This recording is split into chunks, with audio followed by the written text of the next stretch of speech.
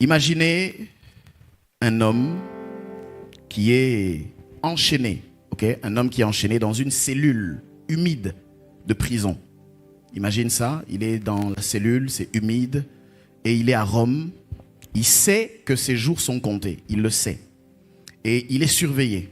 C'est un homme qui est surveillé 24 heures sur 24, 7 jours sur 7, et il est surveillé par des soldats qui sont lourdement armés. Et imagine cet homme dans cette cellule de prison humide à Rome qui est en train d'écrire. Et dans ses écrits, qu'est-ce qu'il fait? Il ne passe pas son temps à se plaindre de sa souffrance, non. Mais dans ses écrits, il fortifie des autres personnes. Alléluia. Des personnes qui sont en liberté. Lui qui est dans la souffrance, qui est à plaindre, dans cette cellule, il écrit pour fortifier les autres. Et cet homme, en réalité, c'est l'apôtre Paul. Alléluia. Il s'adresse à une église qui est dynamique. Il s'adresse à une église qui est implantée dans une ville prospère, mais dans une ville idolâtre. Ouais. Dans une ville qui est spirituellement chargée et spirituellement corrompue. C'est la ville d'Éphèse. Éphèse. Dis avec moi, Éphèse. Et donc Paul qui est dans cette cellule, qu'est-ce qui se passe? Il voit tous les jours des soldats devant lui qui défilent sous ses yeux. Et Paul, en voyant ces soldats, va prendre leur armure comme illustration. Il va prendre leur armure et il va illustrer une vérité spirituelle pour exhorter les croyants, ceux qui sont justement dans la ville d'Éphèse, à rester vigilants et à se revêtir de la même armure, mais spirituellement parlant. Il va faire comme un parallèle entre l'armure qu'il voit des soldats et le message qu'il veut donner. Alléluia. Il sait, Paul sait que le combat spirituel dans lequel les Éphésiens se trouvent est trop dangereux. C'est un combat qui est constant, c'est un combat qui est dangereux, c'est un combat qui est impitoyable. Paul le sait. Et alors que nous, aujourd'hui, nous sommes peut-être pas dans une prison physique, nous pouvons, juste en observant ce qui se passe autour de nous, au travers des informations, au travers de pas mal de choses, on peut comprendre qu'il y a comme une prison dans laquelle il semblerait qu'on cherche à nous imposer. Comme une prison spirituelle, morale, intellectuelle, dans laquelle il faut qu'on soit confiné. On ressent le poids des choses qui sont en train de se passer aujourd'hui. Et l'atmosphère qui nous entoure, le climat politique, géopolitique, et même le climat tout court. Alléluia. Qui est pesante. Regardez la chaleur pesante qu'il y a actuellement. En France comme dans le monde entier d'ailleurs. Nous voyons que nous traversons une époque de division, de confusion morale. Dans d'autres endroits de guerre militaire. Et nous sommes dans ce climat. Et dans ce climat, hélas, beaucoup se fatiguent. Beaucoup abandonnent la foi. Beaucoup, hélas, se relâchent dans leur quête de Dieu. Et plusieurs se refroidissent. Ils sont paralysés, ils sont affaiblis par la peur, par l'injustice et même par l'indifférence. Et c'est dans ce climat que résonne encore la voix de Paul, qui est en train d'écrire donc à l'église d'Éphèse. Et notre texte se situe dans Éphésiens chapitre 6, au verset 10. On va s'arrêter juste au verset 10 aujourd'hui, puisque nous allons commencer ce message avec le fait de tenir bon dans la bataille invisible. Est-ce qu'on peut me l'afficher? Voilà, note-le sur ton cahier et nous allons lire ensemble à l'écran. Est-ce que nous sommes prêts? Est-ce que nous sommes prêts? On y va. 1, 2, 3. Oui. Encore une fois. Oui. Encore une dernière fois. Fortifiez-vous. Oui. Fortifiez-vous dans le Seigneur. Et par sa force toute puissante. Alléluia. Nous acclamons la parole du Seigneur. Aujourd'hui, je ne vais faire qu'introduire. Mais ici, ce que nous voyons, ce qui est important, c'est que Paul n'est pas en train de donner un conseil, mais plutôt un ordre. Paul est en train de lancer un appel à se relever. Parce que Paul comprend que la victoire ne dépend pas d'abord de notre environnement politique, que la victoire n'a rien à voir d'abord avec notre force mentale, mais qu'elle dépend d'abord de notre enracinement dans le Seigneur. Alléluia. Et en même temps de notre communion avec sa puissance. Est-ce que quelqu'un me suit aujourd'hui? Donc c'est pourquoi le message que Dieu veut adresser à son Église est clair. Tiens bon dans la bataille invisible. Mais ne pense pas que tu vas réussir en utilisant tes armes à toi. Non. Il faut que tu reçoives la force de Dieu pour tenir ferme. Alléluia. Nous sommes ici dans Éphésiens 6, c'est le dernier chapitre que Paul adresse aux Éphésiens et il donne cette exhortation. Fortifiez-vous dans le Seigneur. C'est une dépendance totale à la puissance de Dieu. Fortifiez-vous. Le contexte, c'est celui du combat spirituel. Paul est en train de parler du combat spirituel. Et Paul s'apprête juste après, à développer l'armure du chrétien. Mais avant toute chose, il nous rappelle, et c'est ça mon message ce matin, que notre force vient d'abord de Dieu et de Dieu seul. Aujourd'hui, il y a des épreuves, il y a des tentations, il y a des attaques spirituelles qui augmentent. Ce verset reste quelque chose de puissant pour l'Église. Alléluia. Il nous enseigne où puiser notre force et comment marcher dans la victoire. Alléluia. Et dans mon développement, je proposerai trois choses. Mais tu dois comprendre d'abord que le chrétien ne peut pas remporter la victoire spirituelle sans la puissance de Dieu. Et ce verset nous montre 3 impératifs pour vivre dans la force de Dieu. Premièrement, on nous parle de la source de notre force. Il dit soyez forts ou encore fortifiez-vous. Écoute-moi très bien s'il te plaît.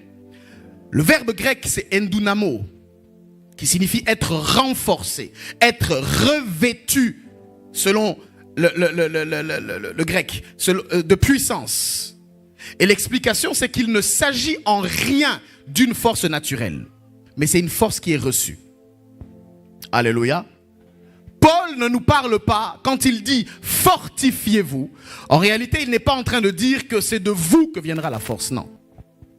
De Timothée chapitre 2 verset 1 nous dit la même chose, il nous dit fortifie-toi dans la grâce qui est en Jésus-Christ. Toi Timothée. Ta faiblesse bien-aimé, c'est le lieu où la force de Dieu est capable d'agir. Oui. Imagine-toi qu'un téléphone n'est pas branché à sa source. Il sera vite déchargé et ne pourra plus être utile ni efficace. Inspire-toi de cet exemple quotidien. Chaque jour, tu dois charger ton téléphone. Chaque jour, tu dois lui donner une alimentation qui lui permet de tenir.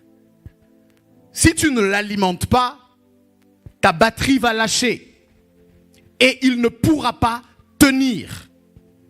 Beaucoup trop d'entre nous, nous oublions d'aller nous approvisionner à la station essence spirituelle pour recevoir la force qui nous est nécessaire pour tenir. Et laisse-moi te dire que même quand tu n'utilises pas ton téléphone, même quand tu ne fais rien avec, ta batterie, certes, se déchargera moins rapidement, mais elle se déchargera quand même. As-tu déjà essayé de ne pas toucher ton téléphone pendant 2-3 jours? Tu vas te rendre compte que ta batterie va petit à petit se décharger.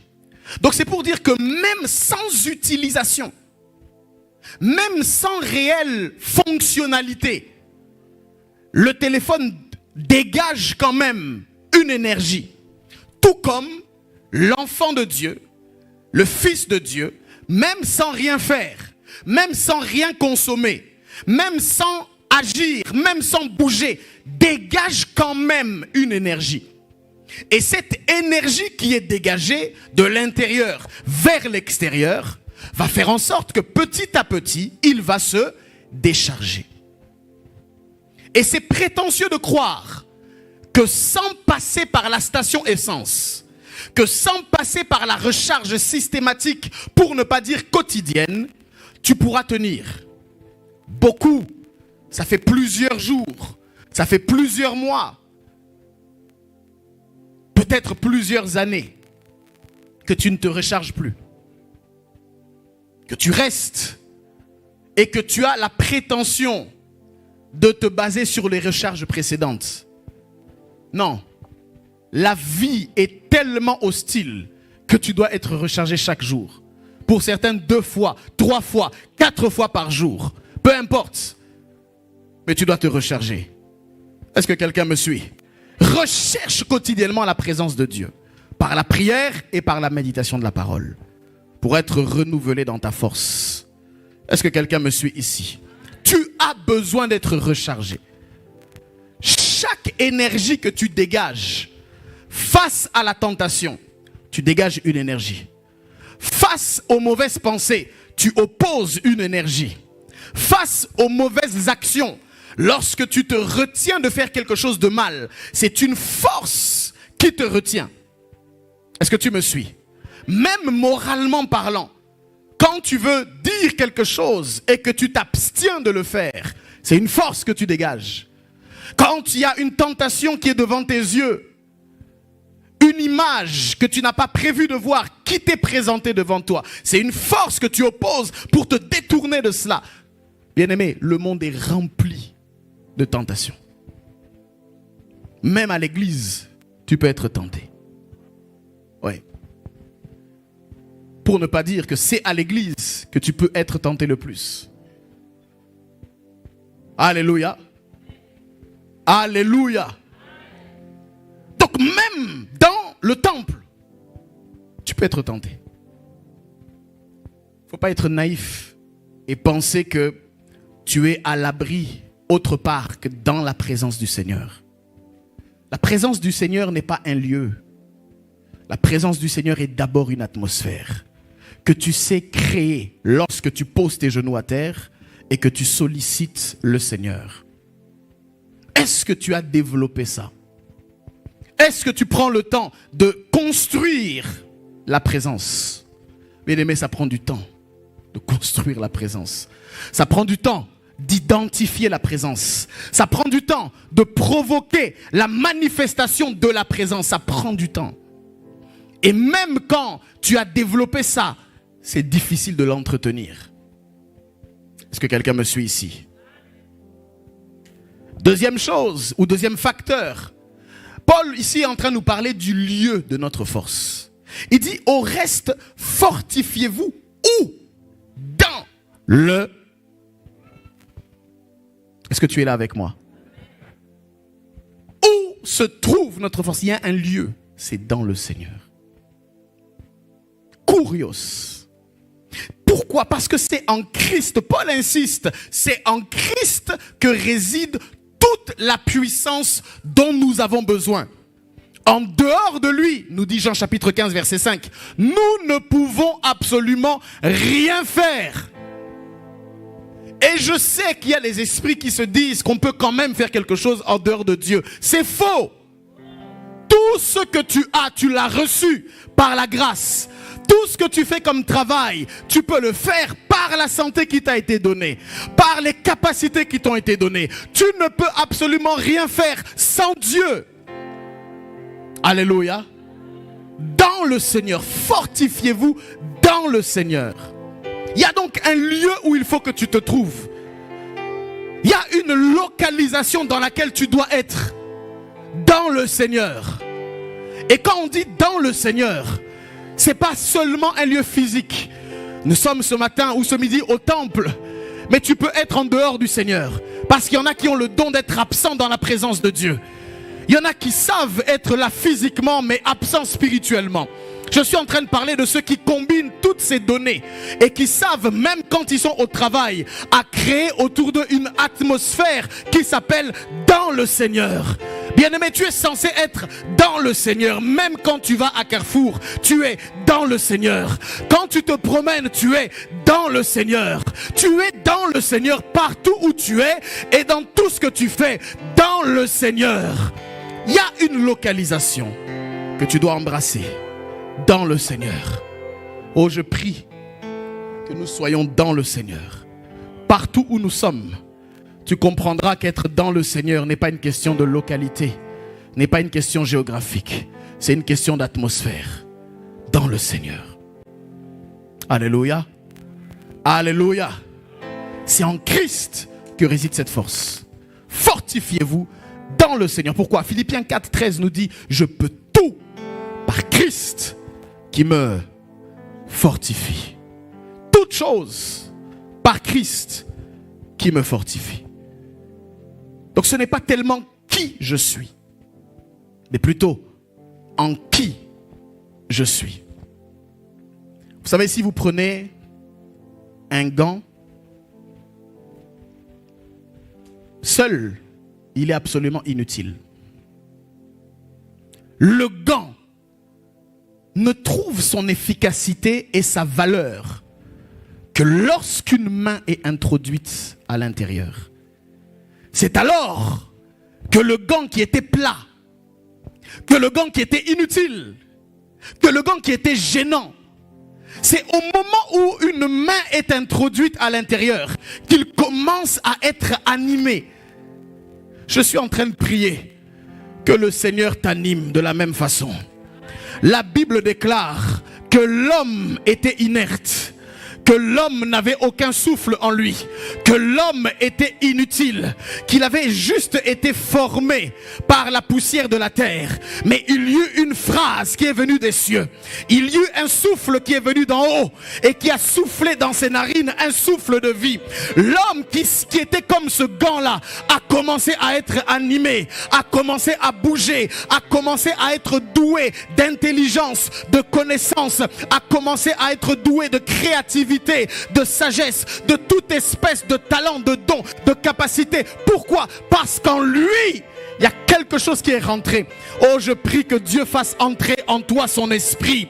Que tu ne restes pas comme ce gant inutile. Que tu ne restes pas comme cette chose inutile. Mais que Dieu, par son implication dans ta vie et par son entrée dans ton esprit, t'anime et te rende fort et te rende utile et permette que ta vie trouve son sens. Si tu le crois, dis amen bien. Si tu le crois, reçois-le et que cela s'applique pour ta vie. Au nom de... Mon utilité ne se trouve qu'en Dieu. Sinon je suis un gant stérile. Mais il faut juste qu'il entre sa main. Seigneur, étends ta main. Étends ta main et bouge. C'est toi qui me donnes ma valeur. Alléluia. Est-ce que tu es en train de t'appuyer uniquement sur tes compétences? Ou est-ce que tu t'appuies sur le Seigneur? Je voudrais exhorter quelqu'un à revenir à sa position en Christ. Alléluia. Reviens à ta position en Christ. Et permets au Seigneur de te faire grâce. Ouais. Il sait rendre les choses belles. C'est pourquoi vous voyez les témoignages. Il sait rendre les choses belles. Il sait transformer l'humiliation en élévation. Il sait le faire et il va continuer de le faire. J'ai confiance au Seigneur qu'il ne nous lâchera pas. Oh, je voudrais t'encourager, frères et sœurs. Il ne déçoit pas. Dieu est fidèle. Il n'a jamais déshonoré la foi qu'il honore. Il n'a jamais laissé pour compte celui qui lui fait confiance. Les Écritures disent: j'ai été jeune et j'ai vieilli. Je n'ai jamais vu un juste abandonné, ni sa postérité mendiant son pain. Je le dis ici du haut de cette chair, Dieu ne laissera pas ta postérité mendier son pain. Tu n'es pas pas de ceux qui sont censés être dans ce manque, être dans cette frustration éternelle. Ta frustration va être transformée en témoignage. Ton attente va être transformée en victoire. Je voudrais t'encourager à rester et à demeurer ferme. Reste ferme, les deux pieds dans la prière. Reste ferme, les deux pieds dans la présence. C'est là le lieu où tout est possible. C'est là le lieu où tout peut être changé. C'est là le lieu où tout peut être transformé. C'est dans la présence du Seigneur. Lorsque tu demeures attaché, il arrive un temps, car il est écrit, comme je l'ai déjà déclaré, il y eut un soir, il y eut un matin, toutes choses sont faites bonnes en son temps. Dieu est celui qu'on appelle le maître des temps et des circonstances. Il changera le cœur des rois en ta faveur, le cœur des décideurs en ta faveur. Il existe la justice divine. Bien-aimé, Sabaoth va te justifier. Te justifiera. Te justifiera.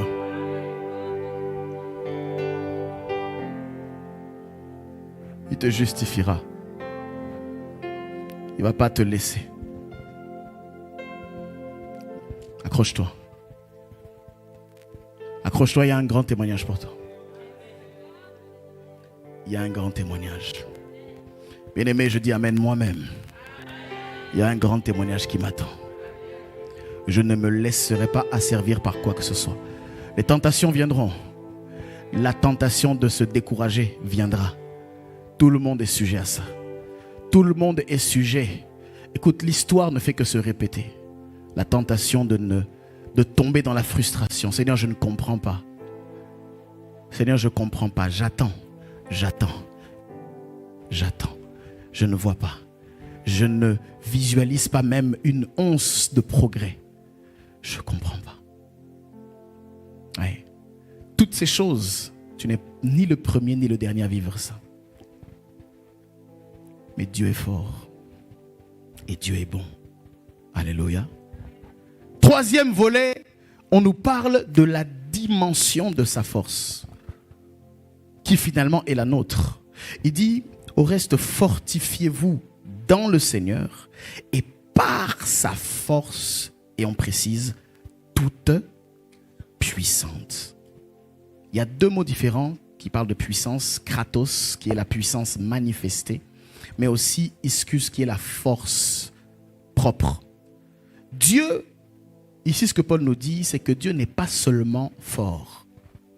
Quand il nous parle de la toute puissance, il dit par sa force, toute puissance, il n'est pas en train de dire qu'il est seulement fort, mais qu'il est tout puissant. C'est-à-dire El Shaddai. Alléluia. C'est cette même puissance qui a ressuscité Christ d'entre les morts. C'est cette puissance-là qui est à notre disposition. David pouvait dire dans le psaume 62, verset 12, Dieu a parlé une fois, deux fois, et il va conclure que la puissance, la force appartient à Dieu. Oui. C'est que la force, il dit, j'ai entendu ceci. Je prie que tu entendes des sons qui viennent d'en haut. Que tu entendes des révélations qui viennent d'en haut. Parce que dans la voix, dans le message que je te donne, il y a une voix que tu dois entendre. Parce que la foi vient de ce qu'on entend. Oui. Pas de ce qu'on écoute. Non. Pas de ce qu'on lit. La foi vient de ce qui est entendu. Oh, je prie que tu développes ton ouïe spirituelle. Qu'est-ce que tu entends quand je parle? Qu'est-ce que tu entends quand tu lis les Écritures? Tout dépend de ce que tu entends. Il y a quelque chose qu'il faut entendre dans la parole. La parole, c'est l'institution. La parole, c'est le principe. La parole, c'est la loi établie. Mais dans la loi, dans la parole, il y a l'esprit de la loi. Dans l'institution, il y a la pensée qui l'anime. Dans les Écritures, il y a l'esprit qui l'a inspiré. Est-ce que, au-delà de ce que tu lis, au-delà de ce à quoi tu rentres en contact, tu es en mesure d'entendre ce qui était intentionnel? Je prie pour une génération qui entend la voix. Dieu a parlé une fois, 2 fois. Mais heureusement, Dieu n'a pas fait que parler. Il y avait aussi un homme pour entendre. David a dit, j'ai entendu quelque chose. Je prie qu'en cette saison, tu entendes quelque chose. Je prie qu'au travers des messages, de la prédication, de ta lecture biblique et même de tes prières, tu entendes quelque chose. Dieu peut parler 1 fois, 2 fois, 1000 fois. Mais s'il n'y a pas un homme pour entendre ce qui est dit, il n'y aura pas de révélation. Et s'il n'y a pas de révélation, le peuple marche sans frein. Le peuple va être découragé. Bien-aimé, quelquefois ton défaut, notre défaut, c'est que nous n'entendons pas ce qui est convenable. Nous prions et faisons monter des prières au ciel, mais nous ne sommes pas en capacité d'entendre ce que Dieu dit. David a entendu. Il dit, j'ai entendu ceci. C'est que la force est à Dieu. Et ça a suffi à David pour s'appuyer sur lui. Parce que quand David a entendu, il a compris qu'il y avait une révélation derrière ce qui était dit. Il ne s'est pas juste contenté de lire. Il a lu, mais il a entendu Dieu dans sa lecture. Il est entré en contact avec l'Esprit dans sa lecture. Et par ce contact, par cette oui, il a compris. C'est que la force est à Dieu. Quand tu te rends compte de cela, tu deviens calme. Je crois que l'une des choses les plus difficiles, c'est pas d'entendre, c'est de conserver.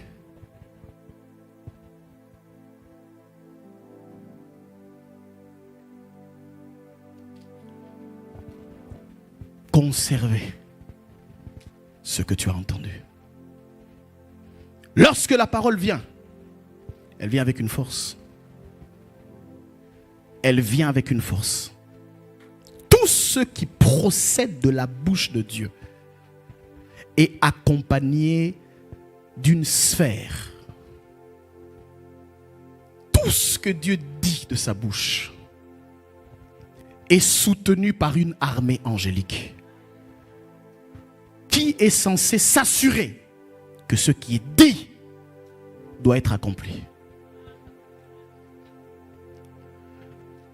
Et je voudrais déverrouiller ton esprit pour que tu comprennes que la parole est une personne, qu'elle court vers son accomplissement et qu'elle ne revient jamais à Dieu sans avoir accompli ce pourquoi elle a été envoyée. Oh Seigneur, accorde-nous de conserver le son de ta voix. Combien de fois n'avons-nous pas entendu Dieu et n'avons-nous pas oublié ce que Dieu a dit? Je crois que l'une des grandes découvertes que j'ai eu à faire dans ma vie spirituelle, c'est de comprendre que il faut se connecter à l'esprit pour comprendre les choses de l'esprit. Alléluia. Le grand problème, c'est quand on redevient charnel. Quand tu deviens charnel, ta chair n'a pas la capacité de comprendre les choses de l'esprit. Elle n'en a pas. Est-ce que tu comprends? Même si Dieu te parlait, ta chair ne comprendrait pas. Elle ne peut pas saisir et comprendre. Pour comprendre ça, il faut step in the spiritual. Il faut que tu rentres dans l'esprit. Et donc, c'est ta capacité à rester dans l'esprit qui va t'aider à maintenir ce que tu entends de Dieu. Chaque fois que tu rétrogrades dans la chair, tu n'entends plus Dieu. Et tu oublies même ce que Dieu t'a dit. Parce que ce n'est pas le même monde. Ce n'est pas le même monde. Voilà comment tu peux recevoir une parole aujourd'hui et 3 mois après l'avoir complètement perdue. Voilà comment tu peux rêver un rêve qu'on appelle des rêves fantastiques maintenant Et si tu ne le notes pas, tu vas l'oublier. Même 1 heure après, tu l'oublies.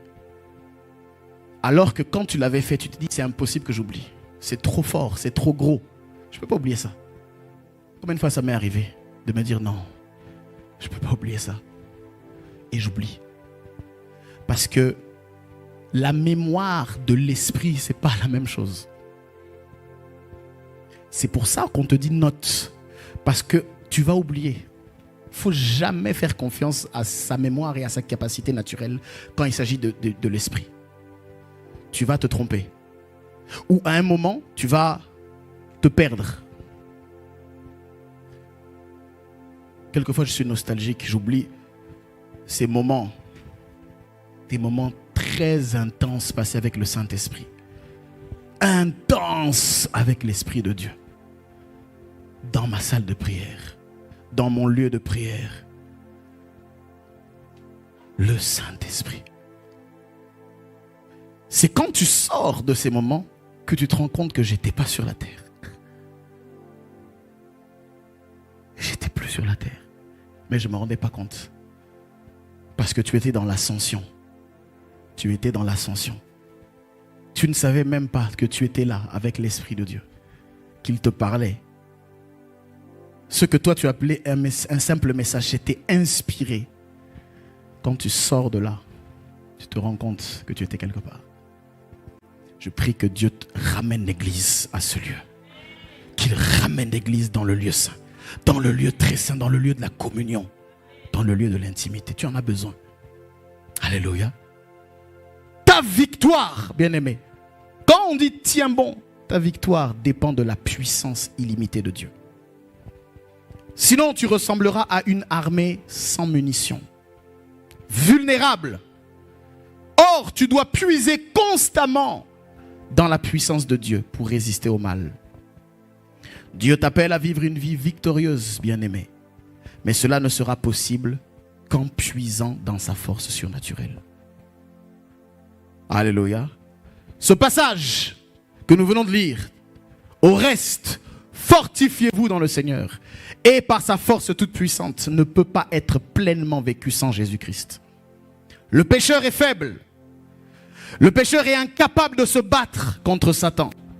Mais en Jésus-Christ, la victoire est assurée. À la croix, Christ a triomphé des dominations. À la croix, Christ a triomphé des autorités.